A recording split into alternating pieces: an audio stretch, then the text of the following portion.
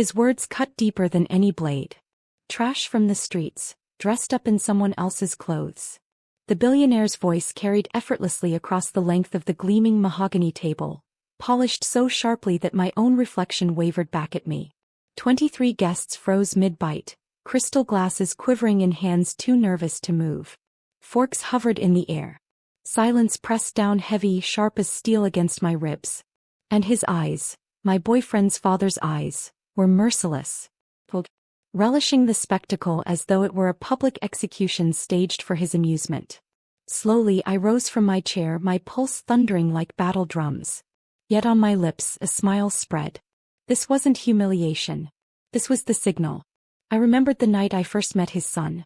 A rooftop bar bathed in golden city light.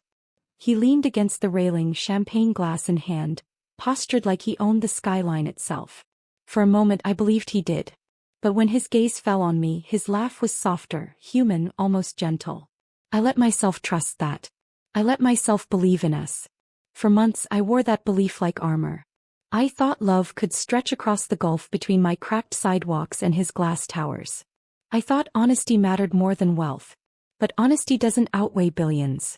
The change crept in gradually. His replies took longer. His father's calls fell silent the second I entered the room.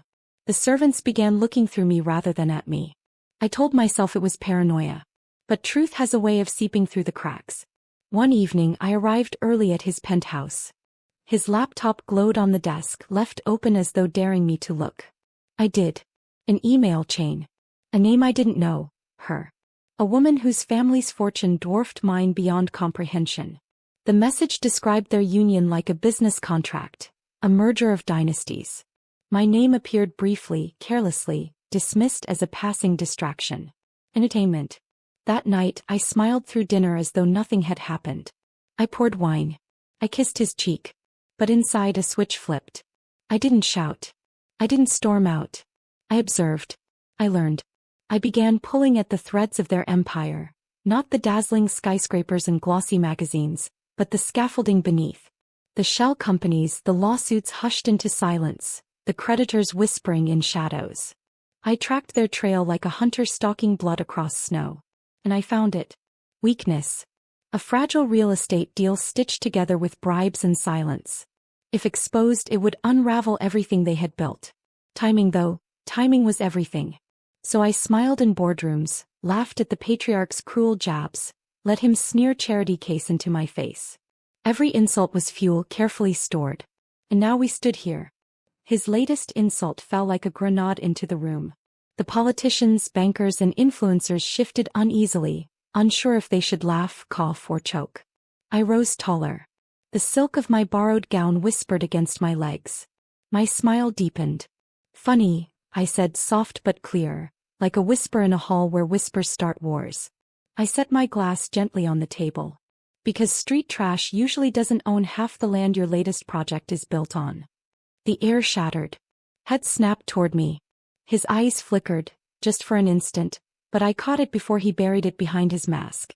I leaned forward, deliberate, calm. I told the city council your permits were forged.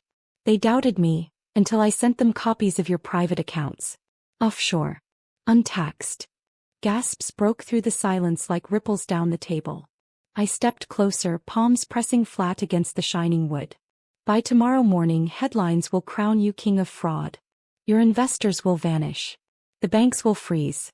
Your empire will collapse before dessert leaves the table. He tried to speak, but only his lips quivered. His son's complexion turned ghostly, betrayal slicing both ways. I straightened, adjusting the strap of my gown. Street trash, you called me, I murmured, voice quiet and cold. Funny thing about garbage. It knows how to rot empires from the inside. The room erupted.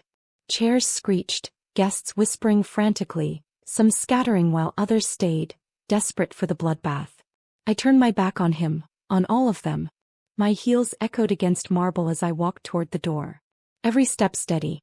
Every step final. I didn't glance back. I didn't need to. By sunrise their name would be toxic. Their legacy ashes. Do I regret it? No. Love once blinded me. They thought cruelty would break me. But cruelty sharpens. Betrayal teaches.